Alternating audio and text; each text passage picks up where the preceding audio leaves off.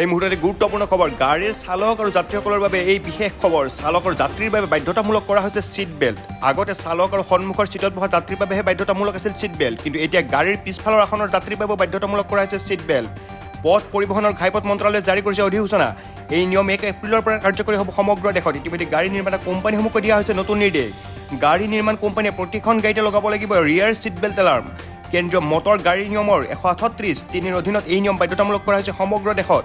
আৰু এই নিয়ম উলংঘা কৰিলে আপুনিও ভৰিব লাগিব জৰিমনা পুনৰবাৰ কৈছোঁ গাড়ীৰ চালক আৰু যাত্ৰীসকলৰ বাবে এই গুৰুত্বপূৰ্ণ খবৰ চালক আৰু যাত্ৰীৰ বাবে বাধ্যতামূলক কৰা হৈছে সিট বেল্ট যদিও আগতে সন্মুখৰ সিটত বহিলে সিট বেল্ট লগাব লাগিছিলে কিন্তু এতিয়া গাড়ীৰ পিছফালৰ আসনত বহিলেও আপুনি লগাব লাগিব সিট বেল্ট পথ পৰিবহণৰ ঘাইপথ মন্ত্ৰালয়ে এই অধিসূচনা জাৰি কৰিছে এই নিয়ম 1 এপ্ৰিলৰ পৰা কাৰ্যকৰী হ'ব সমগ্ৰ দেশত 1 তাৰিখৰ পৰা আপুনি এই নিয়ম পালন কৰিব লাগিব যদিহে আপুনি এই নিয়ম পালন নকৰে তেতিয়াহ'লে আপুনি ভৰিব লাগিব বৃহৎ পৰিমাণৰ জৰিমনাৰ সন্মুখীন হ'ব আপুনি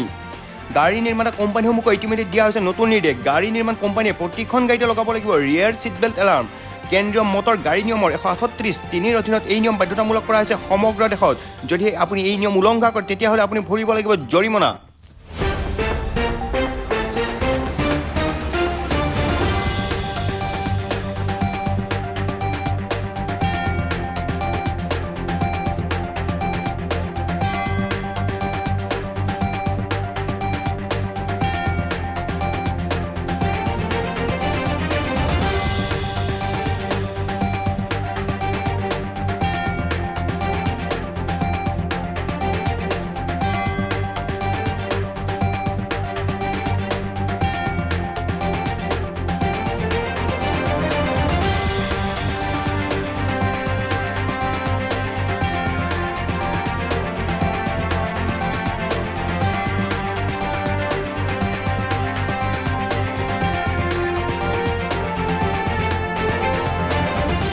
সত্য বিশ্বাস আৰু সততাৰে ৰাইজৰ স্বাৰ্থ